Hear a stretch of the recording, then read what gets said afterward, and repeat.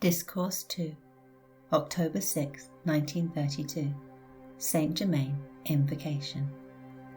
Thou infinite, all-pervading presence, thou mighty master within each human form, we acknowledge and accept thy full presence manifest within these forms and within the human form of every individual that God has sent forth.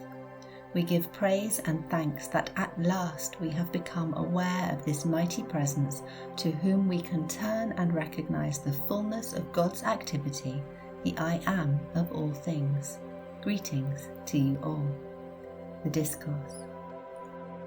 When Jesus said, I am the resurrection and the life, he gave forth one of the mightiest utterances that can well be expressed.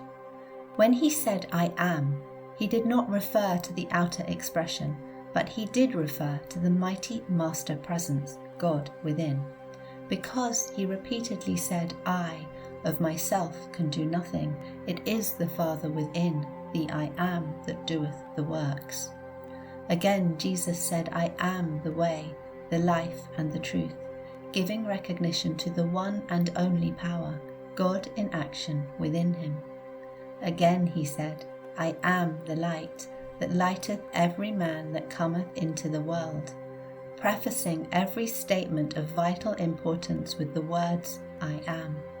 Contemplating I am as anything and everything you wish to be is one of the mightiest means of losing the inner God power, love, wisdom and truth, and setting it into action in the outer experience. Again, let us refer to his mighty utterance, perhaps one of the greatest ever spoken into the outer expression. I am the open door which no man can shut. Do you not see how very vital this is when you come to review understandingly these mighty statements? When you recognize and accept fully I am as the mighty presence of God in you in action, you will have taken one of the greatest steps to liberation. Now mark you in the utterance of the truth that I am the open door which no man can shut. If you can but realize it, you have the key that allows you to step through the veil of flesh, carrying with you all consciousness that you have generated or accumulated, which is imperfect, and there transmute it, or in other words, raise it into that perfection into which you have stepped. Too much stress cannot be laid upon the importance of contemplating as often as possible the I am as the mighty active presence of God in you, in your home, in your world, in your affairs. Every breath you breathe is God in action in you. Your ability to express or send forth thought and feeling is God acting in you. Your having free will, it is entirely up to you to qualify the energy sent forth in your thought and feeling and determine how it shall act for you. No one can say, how shall I know how to qualify this energy? For everyone knows the difference between destructive and constructive thought, feeling and action. The student, in receiving instruction, should constantly analyze the motive back of that question to detect if in that motive there is a feeling of intellectual pride, arrogance, or stubbornness in the outer mind and body. If there is within the motive a lurking desire to argue and prove the instruction wrong rather than receive the blessing and truth intended, the individual has unknowingly shut the door, for the time being, to his ability to receive the good offered. Again, may I remind the students, regardless of their personal opinions as to what the truth shall be, I have proven through many centuries these condensed instructions now being given forth. If one wants to receive the greatest benefit possible, and the comprehension that will be absolute, certain freedom and liberation, listen with an entirely open mind, with the consciousness that the I am, the active presence of God in you, is your certain ability to receive, accept, and apply without limit the instruction which is being given forth with an accompanying radiance which will enable certain students at this time to comprehend these simple yet mighty assertions of truth to their great blessing and freedom. The admonition has been before humanity through many centuries. Ye cannot serve two masters. Why is this so? First, because there is only one intelligence, one presence, one power that can act, and that is the presence of God acting in you. When you turn to the outer manifestation and give all kinds of expressions and appearances power, you are attempting to serve a false, usurping master, because the outer expression can only find an appearance through the use of God's mighty energy.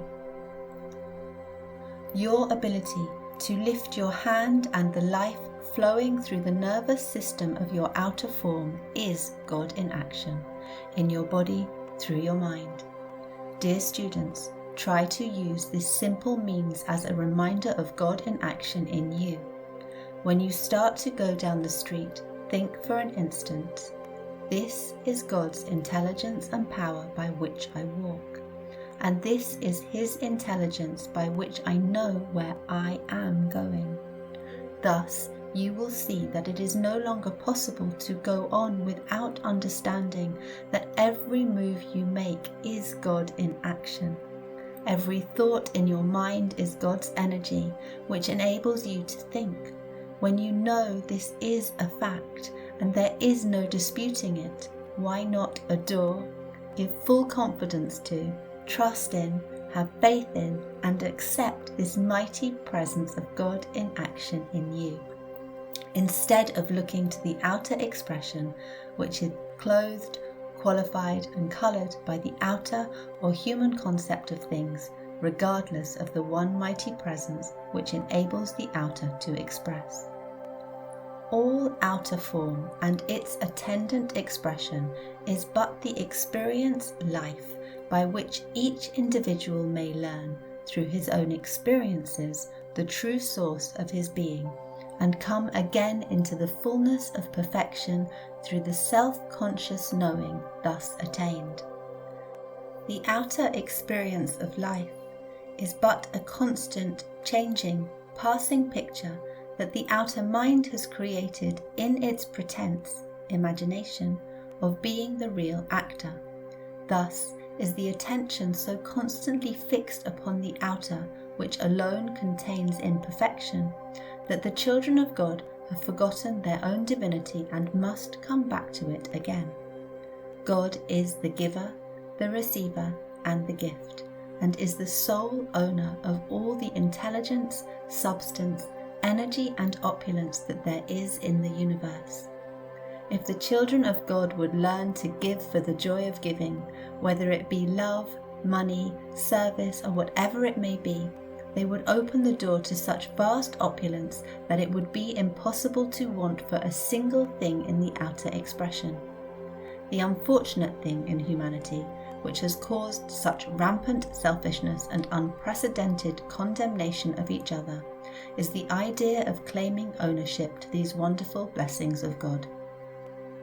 For there is but one love acting, one intelligence, power and substance, and that is God in every individual. The warning that should be placed before every student and individual is to guard against the desire of the outer self to claim power of its own. If in every act of the personality God were given full credit, transformations unbelievable could not help taking place in the one thus giving full credit and power where it belongs. There has rarely been a correct understanding of supply and demand. There is positively abundant supply omnipresent, but the demand for it must be made before the law of the universe permits it to come into the expression and use of the individual. The individual, having free will, must consciously, with full determination, make the demand, and it cannot fail to come forth into expression, no matter what it is, so long as the individual holds an unwavering, determined consciousness. This simple statement, used with sincere determination, I am the great opulence of God made visible in my use right now and continuously, will bring to the individual all he can possibly use. The limiting element so many students seem to be unaware of is that they start out declaring the truth, for instance, as in the statement above, but before many hours have passed over their heads, if they were to analyse themselves conscientiously, they would find in their feelings lurking doubt or fear, for both these are feelings. Naturally, this neutralises to a large extent the constructive force that would quickly bring about the fulfilment of the desire or demand. Once a student can become fully aware that every right desire or wish is God in action propelling his energy forth to full accomplishment and is always self-sustained, he would become aware of the limitless love, power and intelligence he has with which to accomplish any given purpose. With this simple understanding, the word failure would be completely wiped out from his world, and in a very short time from his consciousness, because he would see that he was a wielding intelligence and power that could not fail. Thus, students and individuals come into their full dominion as God intends. It was never intended by the great, all-wise, all-loving Father that any of his children should want for a single thing. But because they allow their attention to become fixed on the outer appearance, which is like the changing sands of the desert, they have, knowingly or unknowingly, cut themselves off to a large degree from that great opulence and intelligence.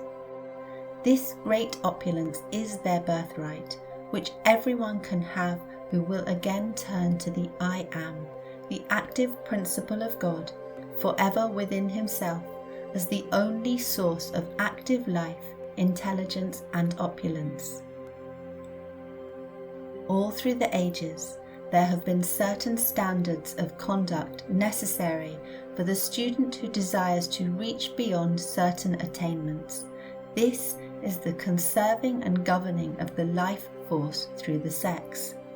For an individual who has been using this energy without any thought of governing it to suddenly say, I will cease this, cut it off as it were, without understanding the correct attitude of consciousness, would simply be suppressing a flow of energy which he has caused to flow in the wrong direction.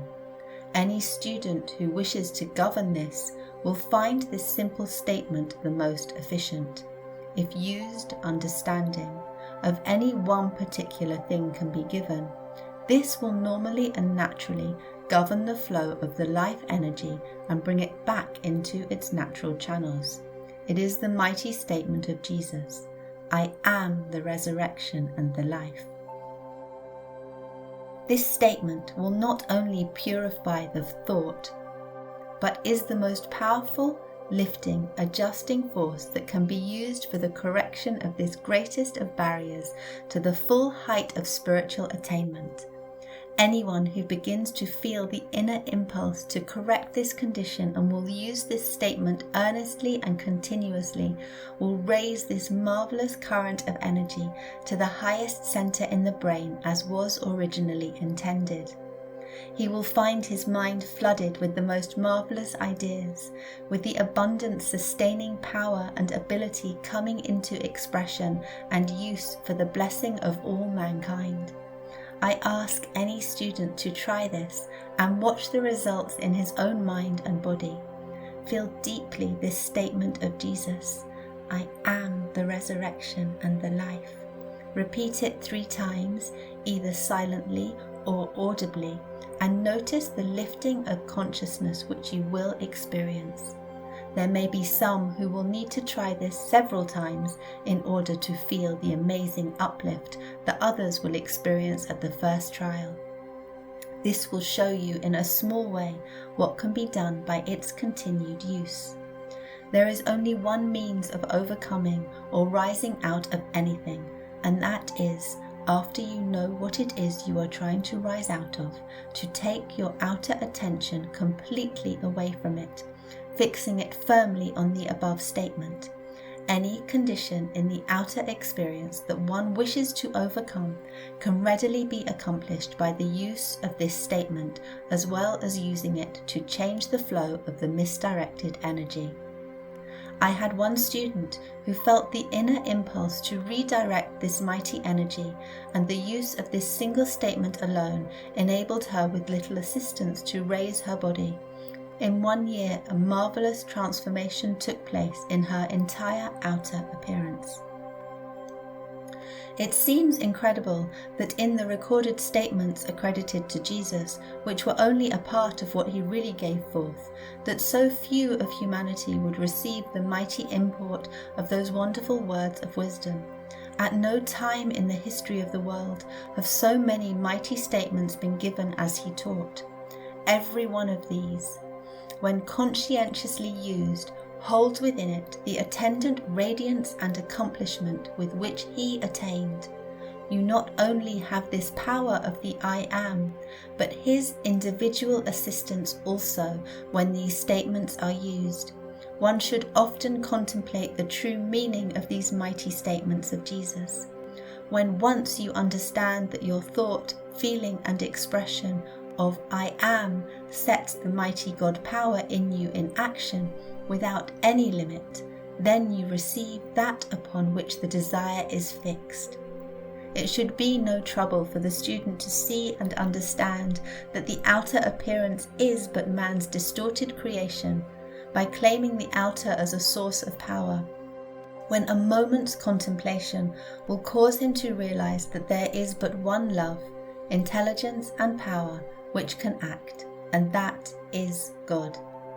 The human or outer defects or discrepancies have nothing to do with the omnipresent perfection of God, for anything imperfect is the creation of the outer concept of mankind. If man will turn to the mighty I Am within, knowing that God is all perfection and that all outer appearance is but man's creation through the misuse of the God power, he will see at once that if he sincerely contemplates and accepts the perfection of God, he will cause to come into manifestation in his life and experience this same mighty perfection. There is no possible means of bringing this perfection into your mind, body and outer experience except by knowing and accepting the mighty active presence of God in you. Such full recognition will cause this inner power to propel this perfection of God into your outer visible experience. Say to students, I am putting forth, as a messenger of this truth, statements of truth which will positively produce results, if unwaveringly held to and used. Students think things do not work because they do a thing today and forget it all next week. The desire for light and truth is the presence of God in the desire, propelling itself forth into action, for illumination uses the statement, I am the full comprehension and illumination of this thing I want to know and understand. The day your eyes are opened to see some of these marvelous ascended beings, the joy will last through eternity. If one does not take the attitude that I have the ability to do this, he never in the world can accomplish the things he wishes to do. The moment you express, I am the resurrection and the life, in thought and feeling, it immediately turns all the energy of your being to the center in the brain, which is the source of your being. You cannot overestimate the power in this statement. There is no limit to what you can do with it. It was the statement that Jesus used most in his most difficult trials. Always know that when you decree a constructive thing, it is God in you propelling you to do it. It is the most foolish question imaginable to ask. Have you proved this in your own experience? Each individual has to prove it for himself, or it will mean nothing to him. Nothing ever really means anything to anyone until he uses it. The feeling carries with it a certain coexistent sight. One often feels a thing with such clearness that he really sees it from the inner standpoint. As you enter the ascended state, thought, feeling, seeing, and colour are almost simultaneously manifest. Harmonious sound is quiet. This is why ravishing music is the most quieting in its effect, while bombastic music is just the opposite. Benediction. Thou mighty, majestic, conquering I am. We give praise and thanks for our comprehension of Thee as God acting in us. And with Thy mighty presence and radiance, cause us to feel the mighty import of Thy mighty truth and wondrous presence. When we contemplate Thee, let Thy mighty radiance fill us with that comprehending consciousness to know and apply Thy assertions of truth more and more perfectly. We give praise and thanks for Thy mighty perfection and truth for all those who look unwaveringly to Thee.